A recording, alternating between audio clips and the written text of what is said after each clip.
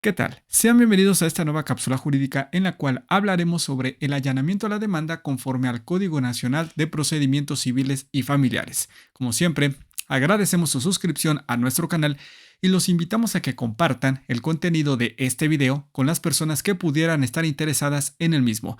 Y tal y como lo pueden apreciar en su pantalla, los temas que abordaremos a continuación son los siguientes. En principio, hablaremos de una manera general sobre las conductas que puede asumir el demandado en el proceso, para posteriormente referirnos de una manera más específica al allanamiento en cuanto a su definición, así como el allanamiento total y parcial, y finalizaremos el contenido de este video con los efectos del allanamiento. Y en este orden de ideas, cabe destacar que durante el proceso jurisdiccional, el demandado puede asumir dos tipos de conductas, tanto activas como pasivas. Tratándose de las primeras, tenemos el allanamiento, la confesión de la demanda, negación de la demanda, denuncia, oposición de excepciones y defensas y la reconvención. Mientras que tratándose de las conductas pasivas, básicamente hay una que es la rebeldía del demandado. En este video nos ocuparemos de la primera de las conductas activas mencionadas, es decir, el allanamiento a la demanda. ¿Y qué es el allanamiento? Bueno, pues conforme a la obra de Alejandro Torres Estrada, es el sometimiento del demandado a las prestaciones que le exige el actor en el proceso. ¿Esto qué significa? Bueno, que una vez que el demandado es emplazado a juicio y tiene la posibilidad y la carga procesal de contestar la demanda, dentro de las opciones que tiene el demandado está la de allanarse a las prestaciones que le son exigidas por la parte actora, es decir, someterse a las mismas. Básicamente, aceptar el pago que le están exigiendo. Por ejemplo, si se refiere a una rescisión de un contrato de arrendamiento, pues el demandado se allanará esa prestación y la estaría aceptando esa rescisión. O bien, si estamos hablando de un cumplimiento forzoso de un contrato en el cual se le exige al demandado el pago de una cantidad determinada, si el demandado se allana, pues entonces aceptaría realizar el pago que se le está exigiendo en el proceso. Y así podríamos pensar otras posibilidades. Por ejemplo, si el juicio se refiere al pago de una pensión alimenticia, al allanarse el demandado aceptaría realizar el pago de la pensión alimenticia que le están exigiendo. Estos solamente son algunos ejemplos para entender cómo funciona el allanamiento. Ahora bien, conforme al artículo 256 del Código Nacional de Procedimientos Civiles y Familiares, la parte demandada podrá allanarse a la demanda. En caso de allanamiento total, este deberá ser ratificado ante la autoridad jurisdiccional, en donde ambas partes serán asistidas técnica y efectivamente por la persona representante autorizada.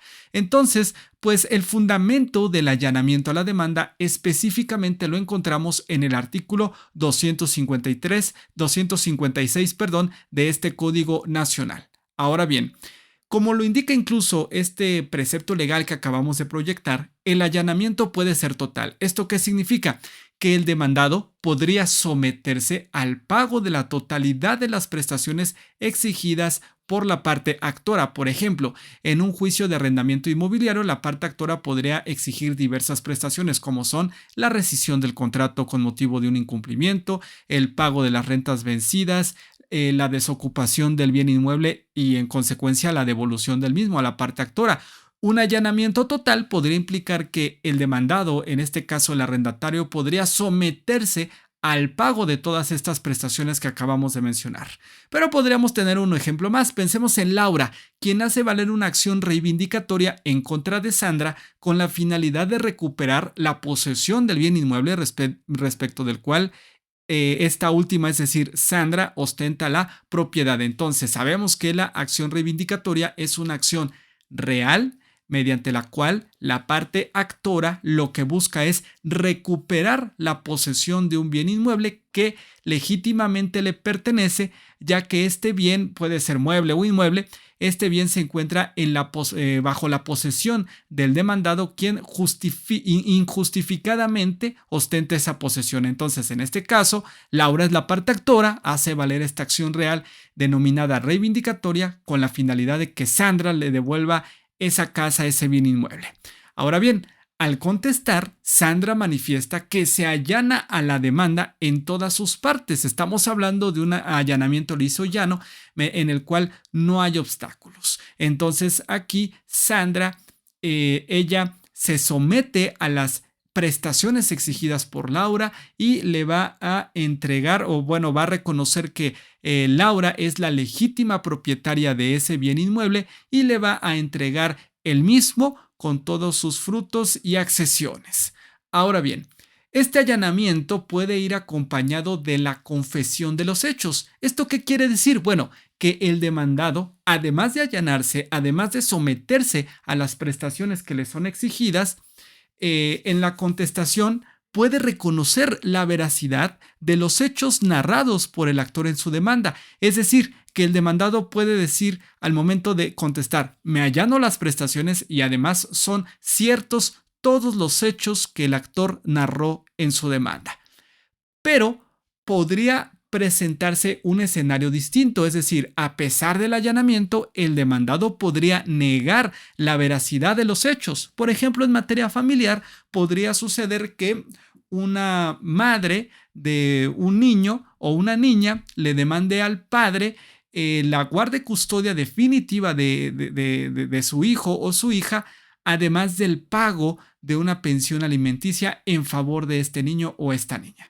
El demandado al contestar podría allanarse a las prestaciones, podría allanarse a la guarda y custodia que demanda la madre, así como al pago de la pensión alimenticia que también está exigiendo para su hijo o su hija.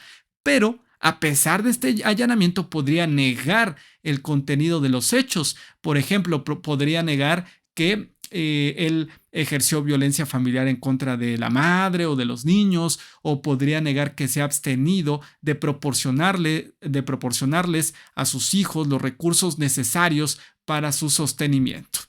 Ahora bien, el allanamiento puede ser parcial, ya que el demandado podría someterse únicamente a ciertas prestaciones de la parte actora. Podría presentarse en la demanda un escenario en el cual la parte actora demande o exija más de una prestación. El demandado podría allanarse a unas y negar otras. Por ejemplo, cuando el demandado se somete al pago de la pensión alimenticia en favor de su hijo, pero no hacia el pago de la pensión retroactiva, es decir, el demandado dice, reconozco que yo soy deudor alimentario de mi hijo, por lo tanto me allano esta prestación y le voy a pagar la pensión alimenticia, pero niego la prestación relacionada con el pago de una pensión retroactiva o el pago de pensiones adeudadas porque sí he cumplido con el sostenimiento o manutención de mi hijo. Ahora bien, para surtir efectos, el allanamiento se tiene que ratificar ante la presencia judicial conforme al artículo 256 del Código Nacional de Procedimientos Civiles y Familiares, el cual habíamos leído anteriormente. ¿Por qué? Porque el juez debe de tener certeza de que ese allanamiento se llevó a cabo precisamente por el demandado y no por un tercero, por lo que el juez no se va a conformar con recibir en la oficialía de partes el escrito de allanamiento que contenga la firma del demandado, sino que debe de tener certeza de ello y por lo tanto se requiere que el demandado comparezca al local del juzgado para que con su identificación oficial vigente con fotografía, el demandado ratifique todas y cada una de las partes del contenido del escrito de allanamiento. Ahora bien, ¿cuáles son los efectos del allanamiento? Número 1, el juez citará a las partes para dictar la sentencia, porque, pues, la regla general es que toda vez que el demandado se allanó, se sometió a las prestaciones o pretensiones planteadas en juicio por la parte actora, pues el juez tendrá que dictar la sentencia, ya no será necesario el desahogo de las pruebas. Esa es la regla general. El segundo párrafo del artículo 256 del Código Nacional nos dice, habiéndose ratificado el allanamiento, la autoridad jurisdiccional estudiará la legitimación procesal y dictará sentencia en un plazo que no excederá de 10 días. Entonces, esta es la regla general. Sin embargo, en materia familiar, a pesar del allanamiento total, el juez debe proveer la preparación de las pruebas, señalando fecha para el desahogo de las mismas en audiencia de juicio, en la cual además se escucharán los alegatos y se dictará la sentencia que en derecho corresponda. Esto conforme al artículo 257 del Código Nacional.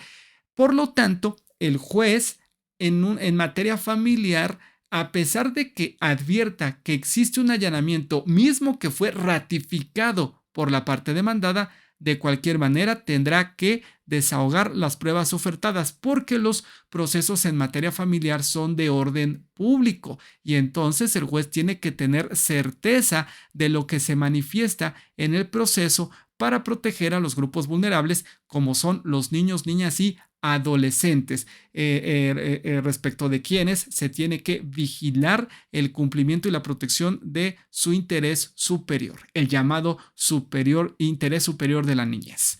Ahora bien, el segundo efecto es que se otorgará al demandado un plazo de gracia para el pago de las prestaciones. Este plazo quedará al arbitrio del juez. Al respecto, cabe mencionar el contenido del artículo 988 del Código Nacional de Procedimientos Civiles y Familiares, que dice: las sentencias definitivas, interlocutorias y los convenios judiciales deberán señalar un plazo razonable para su cumplimiento. En este caso, si hemos mencionado que en el allanamiento se emite o se dicta una sentencia definitiva por parte del juez, esa sentencia debe contener el plazo para que el demandado cumpla con lo que le fue demandado en juicio y prestaciones a las que él mismo se allanó. Pero cabe destacar que el demandado podría solicitar un plazo de gracia. Entonces, en este caso, el juez tendrá que valorar si se otorgará ese plazo y en qué medida.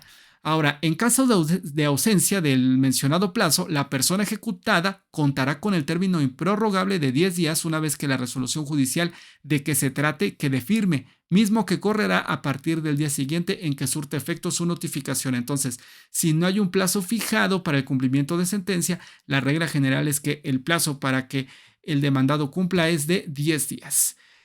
Cabe destacar en cuanto a este plazo de otorgamiento de gracia en el allanamiento que en materia de arrendamiento se le otorgará al demandado el plazo de 3 meses para la desocupación del inmueble, siempre que se mantenga al corriente en el pago de las rentas, conforme al artículo 1006 del Código Nacional de Procedimientos Civiles y Familiares. Entonces, este es un ejemplo específico de la manera en que opera el plazo de gracia en los procesos especiales de arrendamiento. Si el demandado, es decir, el arrendatario o inquilino, se allana, podrá solicitar este plazo de gracia, que puede ser de hasta 3 meses. Ahora, hay un caso más que podemos mencionar o destacar, como lo es el que se presenta en los juicios especiales hipotecarios, en los cuales el demandado puede solicitar un plazo de gracia para realizar el pago si es que se allana a las prestaciones. Este plazo será resuelto por el juez escuchando previamente la postura de la parte actora, conforme al tercer párrafo del artículo 509 del Código Nacional. Entonces, esto es un ejemplo más como en los juicios especiales hipotecarios se considera otorgarle al demandado un plazo de gracia para poder solventar la deuda. Y pues bueno, con esto concluimos el video de esta ocasión. Ustedes pueden ver en su pantalla la bibliografía que fue consultada para la creación del mismo. Y una vez más, los invitamos a suscribirse a nuestro canal y activar la campana de notificaciones para que estén enterados sobre nuestro nuevo contenido. Muchas gracias y hasta la próxima.